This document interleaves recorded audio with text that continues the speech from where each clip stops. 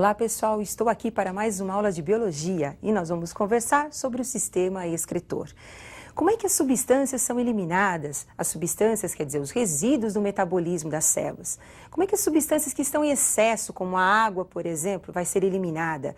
Quais são as estruturas que são responsáveis pelas excreções nos animais?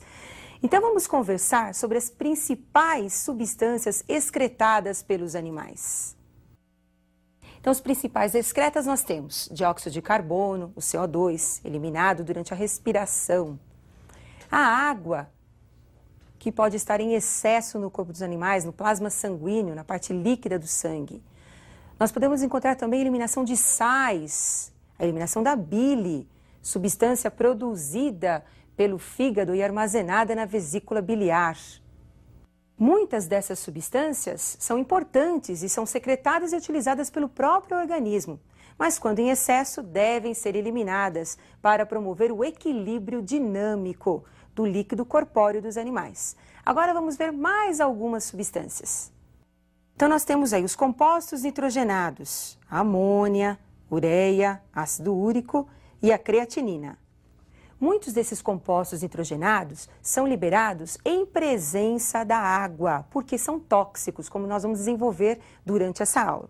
Agora, quais são as estruturas responsáveis pelas excreções nos animais?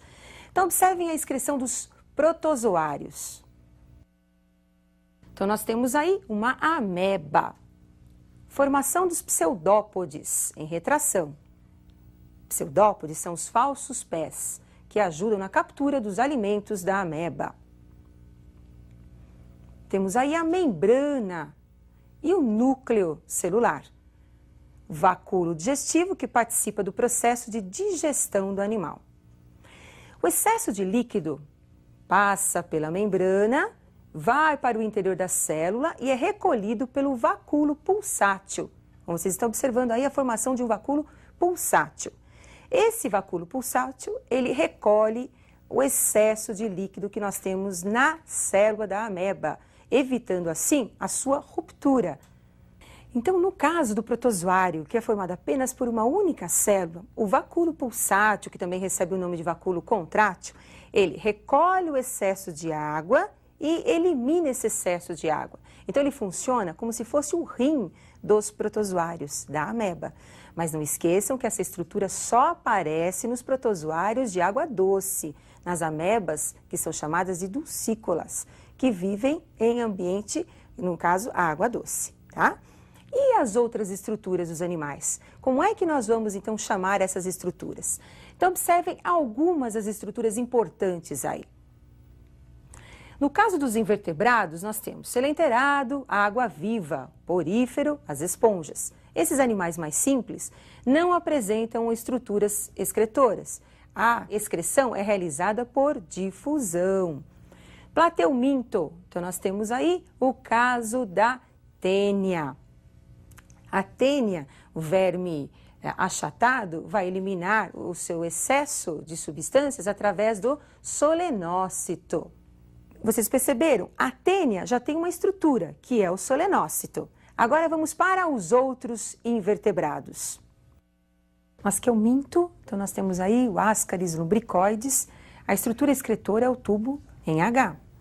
No anelídeo, no molusco, a estrutura excretora é o nefrídeo. E nos artrópodes, a estrutura excretora é o túbulo de Malpighi. Lembrando que nos crustáceos nós vamos encontrar a glândula verde. Então, o túbulo de Malpighi é característico dos artrópodes. Lembrando que nos crustáceos nós temos a presença da glândula verde.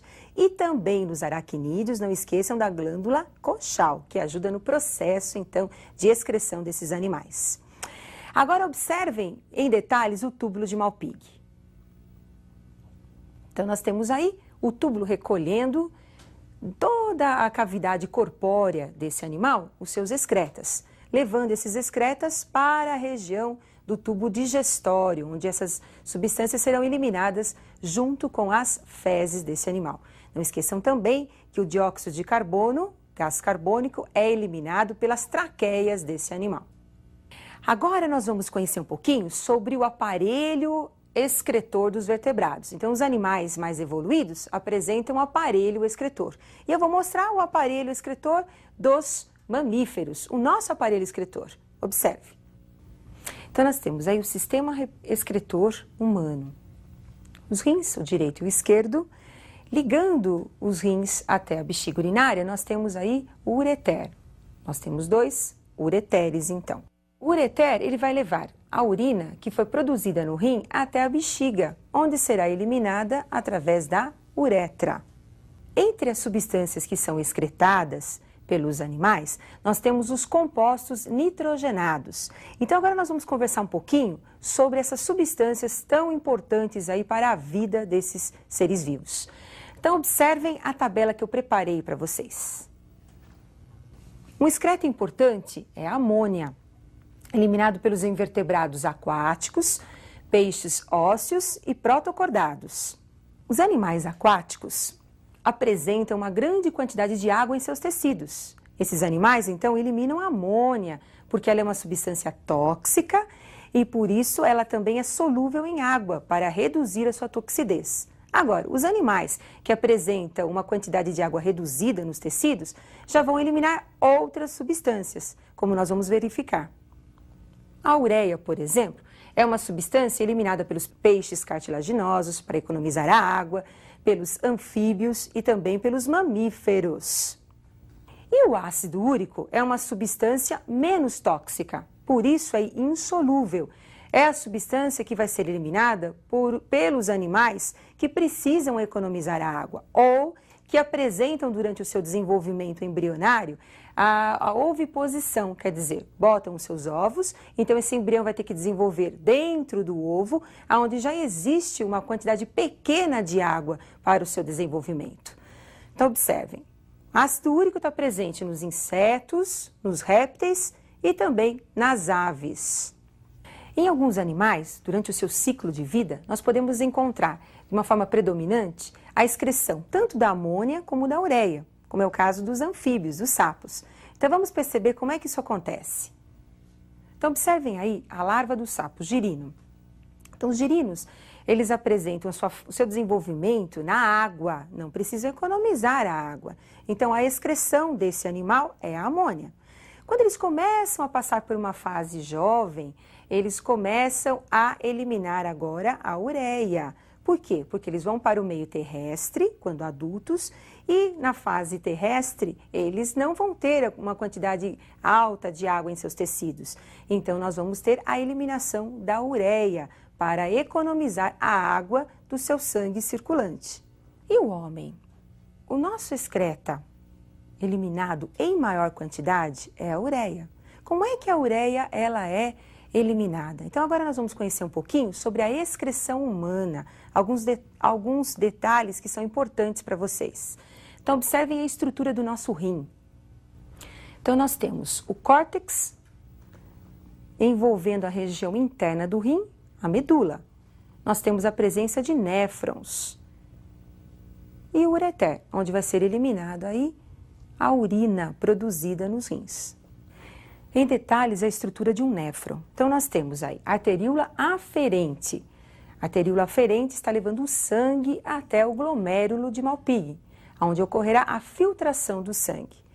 Grandes partículas não conseguem ser filtradas pelo glomérulo, então retornam à circulação sanguínea pela arteríola eferente, como por exemplo as hemácias. As substâncias que foram filtradas caem na cápsula e vão agora serem transportadas pelo túbulo contorcido proximal, pela alça de Henle, túbulo contorcido distal, formando a urina aí no tubo coletor, também chamado de ducto coletor. Percebam que ao longo desse túbulo contornado ou contorcido proximal, alça de Henle, túbulo contorcido distal, ocorre o processo de reabsorção da água e dos sais minerais. E o resíduo é que nós vamos encontrar no ducto coletor, que é a formação da urina. 99% das substâncias que são filtradas pelo glomérulo caem nos túbulos dos néfrons, serão reabsorvidas, formando então apenas 1% apenas da urina. Acontece que todo esse processo de filtração, processo também de reabsorção, ele segue um caminho. E esse caminho é controlado por quem? Pelos hormônios, como nós vamos ver daqui a pouquinho. Então, observe agora as fases de formação da urina. Na formação da urina, nós temos o processo de filtração, não pode esquecer, que é o processo que ocorre no glomérulo. Processo de reabsorção da água, dos sais minerais, que são substâncias importantes, e o processo de secreção tubular, é o processo de formação da urina, onde nós vamos ter a secreção dos excretas que estavam em excesso e que vão ser eliminados. Muitos exames de doping são realizados pela urina, porque é lá que nós vamos encontrar excessos de drogas, de substâncias que vão ser eliminadas. Então, ao longo do néfron, a água ela vai ser reabsorvida por um processo de osmose, é um transporte passivo, enquanto que os sais minerais eles serão reabsorvidos e também os nutrientes por um transporte ativo. Agora, esse controle de reabsorção, que pode ser facultativo ou obrigatório, ele também vai ser controlado por um hormônio, que é o hormônio chamado de HAD ou ADH, que é o hormônio antidiurético. Observe então o esqueminha para vocês não esquecerem os detalhes sobre a ação desse hormônio. O hormônio antidiurético, o ADH, ele aumenta a reabsorção da água, porque a água ela pode ser reabsorvida de forma obrigatória para ajudar na formação do plasma sanguíneo e o excesso da água vai ser eliminado para formar a urina. Porém, a reabsorção facultativa da água é devido ao hormônio antidiurético, ADH. O que esse hormônio faz? Ele aumenta a permeabilidade da membrana, aumentando a reabsorção da água, diminuindo o volume da urina. A excreção humana é importante, o controle hormonal é muito importante, você tem que se aprofundar e não esqueça do FNA, hormônio produzido pelos átrios cardíacos. E eu aguardo vocês para a nossa próxima aula de biologia. Até mais, pessoal!